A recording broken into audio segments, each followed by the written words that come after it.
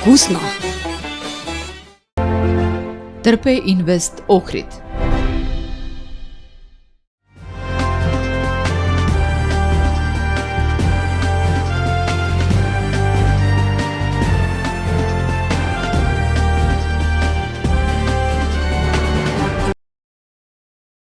Денеска стапува во сила одлуката на Советот на Општина Охрид за зголемување на цените на такси превозот. Со новите тарифи се предвидува поскапување по изминат километар, додека надлежните воведуваат и дополнителни мерки за спречување на злоупотреби и поголема заштита на патниците. Според новата одлука, граѓаните и туристите во Охрид за такси превоз ке плаќаат старт од 50 денари, но цената за секој изминат километар се зголемува на 50 денари преку ден, во ноќниот период стартот ќе изнесува 100 денари, додека цената по километар останува 50 денари. Претходно такси превозот чинеше 35 денари по километар во дневниот период и 45 денари во ноќните часови, што значи дека поскапувањето се однесува пред се на дневната тарифа. Покрај ценовните измени, локалните власти воведуваат и мерки за спречување на злоупотреби. Таксиметрите ќе бидат задолжително баждарени и технички заштитени, со што се оневозможува нивно манипулирање од страна на возачите. Дополнително се предлага ценовниците да бидат јавно истакнати на видливо место на возилата, со цел патниците да имаат јасен увид во тарифите.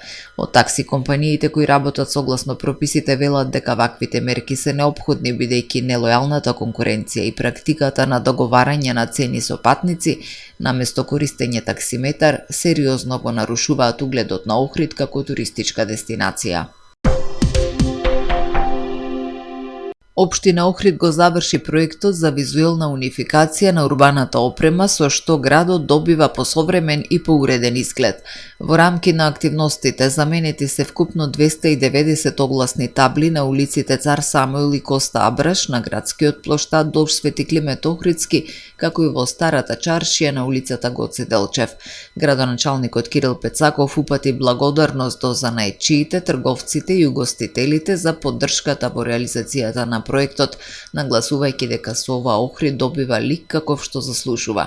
Визуелната унификација на урбаната опрема се врши според донесен правилник и каталог за стандардизација, со кои детално се пропишуваат видот, типот и карактеристиките на опремата, со цел создавање на препознатлива и уредена урбана текстура на јавните површини.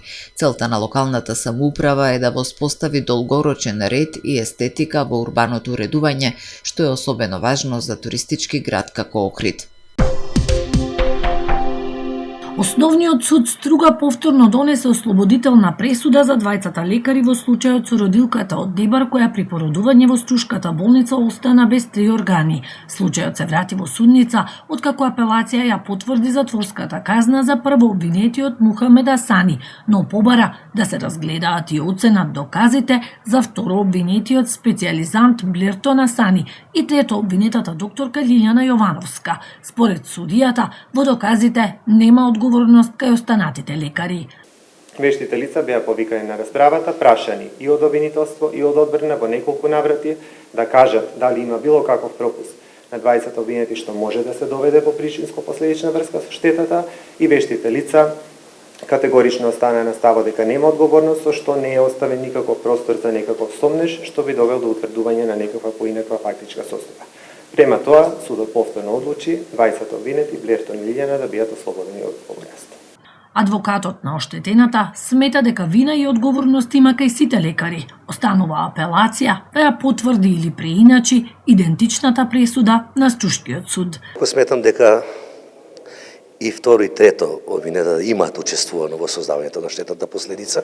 Тоа е моје лично мислење, меѓутоа јас во овој случај не судам. Тука е поважно не е дали ова повторена поставка. Поважно е што правиме со правосилната осудителна пресуда прво обвинетиот која е извршна и дали веќе по претходната пресуда за која е осуден исто така правосилно ќе биде спроведена. Дали правдата на крајот ќе победи? Дали правосилната осудителна пресуда прво обвинетиот ќе биде спроведена? И дали условната пресуда ќе биде активирана? Гинекологот Мухамед Асани правосилно е осуден на 3 години затвор за тешки дела против здравјето на луѓето, но доби забрана за вршење лекарска дејност во траење од 5 години. Традиционално и оваа година на 7 мај моштите на Свети Георгиј Победоносец и неговата чудотворна икона ќе бидат носени во торжествена литија низ улиците на Струга со што ќе се освети градот.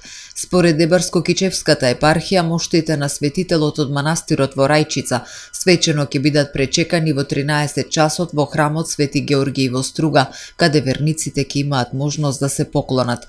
Во 16 часот ќе се служи вечерна богослужба со која ќе чиноначалствува митрополитот Дебарско-Кичевски Георгиј во сослужение со митрополитот Тетовско-Гостиварски Јосиф и свештенството од епархијата. По богослужбата литијата ќе тргне од дворот на храмот, поворката ќе се движи низ Струшките улици покрај кеот на реката Црндрим и низ чаршијата, пошто повторно ќе се врати во црковниот двор.